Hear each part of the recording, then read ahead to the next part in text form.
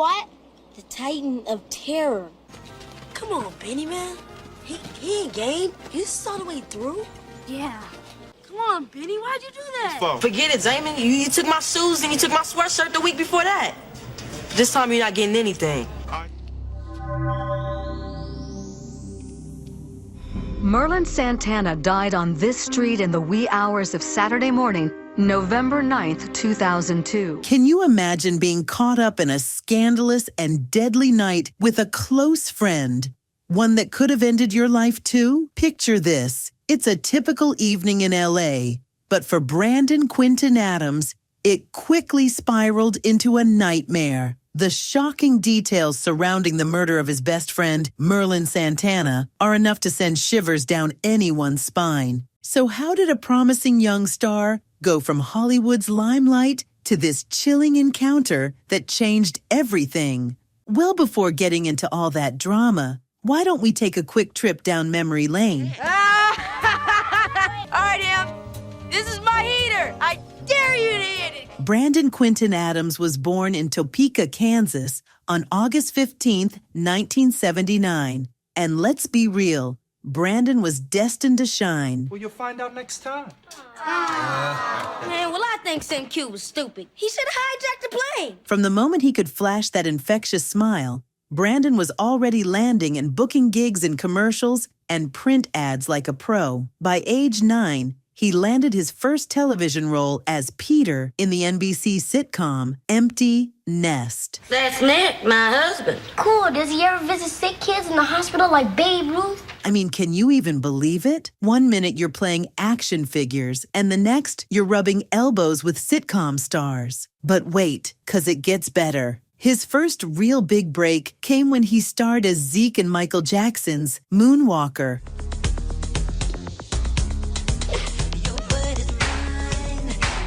The role catapulted him into the spotlight. When I saw Michael Jackson, I saw him moonwalk, man, and it just changed my life. I started imitating Michael Jackson, and from there it was like commercials, but it's, how I kind of found myself as a performer. And from then on, Hollywood was obsessed. Throughout the late 80s and 90s, he became the go-to child star, lighting up screens in literally everything. From the 1991 People Under the Stairs.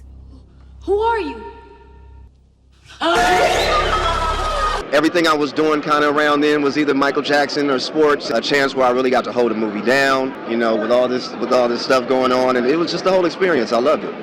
To the 1993 Ghost in the Machine, The Mighty Ducks. He only plays football. Some preppy school gave him a scholarship as long as he doesn't play hockey. They don't want him getting hurt. And of course, The Sandlot, aka the ultimate childhood classic. All right.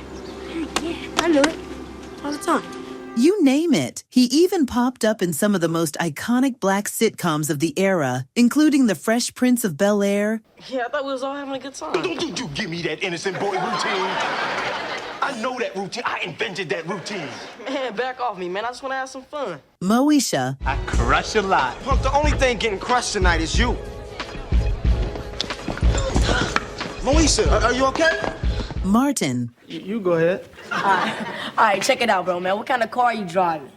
Got me a 79 Pacer. And A Different World, where he appeared as Aaron. He stirs a huge boiling cauldron. Finally, the good part. But before going any further, here's a little tea. What if I told you Brandon's granny wasn't exactly thrilled to see her baby in the 1991 horror movie, People Under the Stairs? It was just great to work on. I remember when I first got the part, my grandmother didn't like it because there was a lot of cursing, but I was like, Grandma, it's okay, we'll be stuck in the movie, let me do it, And honestly, Granny, we get it. Still, thank goodness he did, 'cause let's be real, he killed that role. But speaking of killer movies that still hit decades later, have you ever wondered why The Sandlot still remains the ultimate childhood film? Come on, Benny, man. He ain't game. You saw the way through. Yeah. Simple.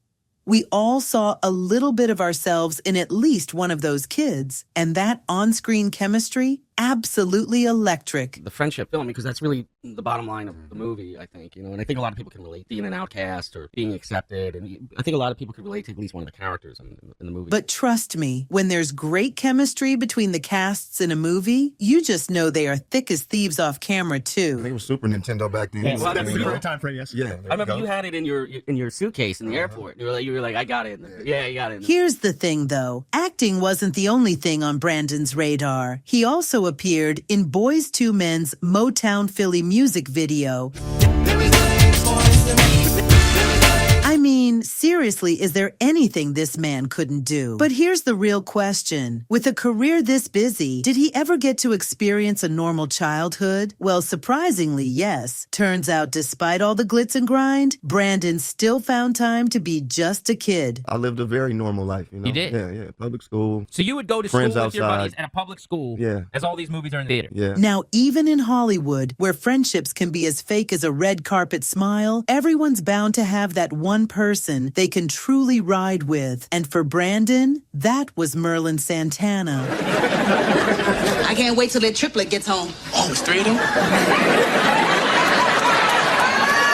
With both being child stars navigating fame from an early age, they just seem to have an unbreakable bond. Thank you. All it takes is a couple of tulips. I'll be right back. Hold my place, man. Tragically, on November 9th, 2002, their world would change forever. After spending time at a recording studio, Brandon and Merlin were ambushed while sitting in their car. 2 assailants opened fire, tragically killing Merlin with a gunshot wound to the head. He was shot in the back of the head while riding in a friend's car. Was this a random gang execution, or was there something more sinister and disturbing at work? I worked with Merlin on Steve Harvey's show. I met him on the set, and he was a real dude, down to earth, cool as hell. But brace yourself, because what I'm about to spill next is wild. Apparently, the entire attack was orchestrated by a 15-year-old fan, Monique King, who was disturbingly obsessed with Merlin Santana. And when I say obsessed, I mean next-level Fatal Attraction obsessed. Earlier that night, she spun a completely false story claiming that Santana and Brandon had made sexual advances toward her. Sad, man. The way he died, man, was heartbreaking, man. Got killed in L.A., a female, she lied on him, then got him set up. The same female got him set up, man. 15-year-old girl, man, lied on that man and got him killed. And after Merlin's death in 2002, it was clear that the tragedy had a huge impact on Brandon. Professionally, he started fading from Hollywood's radar. He'd been a rising star, but this loss left him grappling with grief while trying to keep his career intact in a cutthroat industry. Fans couldn't help but wonder if the tragedy was the reason he stepped back, taking a break from acting to focus on his family and music. But here's where the gossip gets juicy. As Brandon attempted to navigate his post-hiatus career, there were whispers about him being typecast due to his iconic childhood roles. The industry often struggles with pigeonholing former child stars. Sneak back on over here, let me see your math homework. You know so much about math. How come Operation Outreach is broke? Spend all the money. And Brandon was no exception. Some critics suggested that his previous successes made it challenging for him to transition into more mature roles, leading many to question whether he could evolve beyond the characters that made him famous. Man, the word was out on your father, but who knew your whole family was crazy? Ashley, if you ever run away from home, give me a call. Despite these challenges, Brandon's dedication to acting remained evident. He expressed a desire to take on diverse roles that would challenge his range and showcase his growth as an actor. This ambition hinted at a determination to redefine himself within the industry. Brandon's break from acting wasn't just a pause. It was a deep personal journey. We've seen it before with so many former child stars. They hit a point where they have to decide whether to keep chasing fame or step back and explore other sides of themselves. For Brandon, that meant walking away from the spotlight to focus on what really mattered, his family and his music. In fact, he even took on a whole new identity under the name B. Lee while diving into his musical passion. Brandon's family life has remained relatively private, but supportive throughout his career. His close-knit relationships provided him with stability amidst the chaos of Hollywood. The murder of Merlin Santana marked a turning point for Brandon. That fateful night not only altered his relationship with fame, but also shifted his perspective on friendship and safety within the industry. The emotional toll was immense. Losing someone so close forced Brandon to reevaluate what it meant to be part of Hollywood's elite. After years away from acting, Brandon Quintin Adams made an inspiring comeback. With renewed passion for his craft, he began taking on roles that reflected both his growth as an artist and as an individual shaped by past experiences. After his break, Brandon slowly crept back into the acting scene. In 2014, he appeared in the short Stuck in the Corners as Mike, which felt like a quiet nudge to fans that he wasn't done yet. Then, in 2018, he popped up in Reborn, sparking whispers that he might be back for good. By 2021, he was narrating The Resort, a horror thriller, proving he still had a knack for storytelling. Fans are now wondering, could there be more to come? Currently, there are whispers about new projects on the horizon for Brandon as he explores opportunities both in film and music. Not only that, he has also been seen doing reunions for those childhood movies that made him so beloved. I am so excited to have the cast of The Sandlot here to celebrate the 30th anniversary of their iconic film. Let's start up here. I'm Brandon Adams, and I played Kenny DeNunez. But that's what you do as an actor. You always say, I skate, I surf. And as for his financial figures, well, the numbers might fluctuate, but word on the street is he's sitting on a cool $1 million. Not too shabby for someone who stepped away from the spotlight for a minute, right? But here's the twist. Brandon isn't all about stacking cash.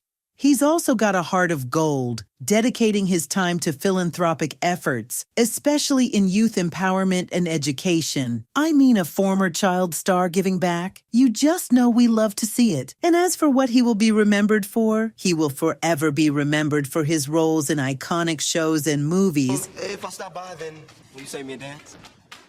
Maybe I will. All right, well, hopefully I'll see you later. Bye. As well as for his close friendship with Merlin Santana, a bond that transcended fame. Now here's the real question. Will Brandon Quintin Adams make a full-blown Hollywood comeback, stepping back into the spotlight like he never left, or has he chosen a quieter life away from the glitz and drama? Either way, one thing's for sure. His story will always remind us of the highs and lows that come with fame.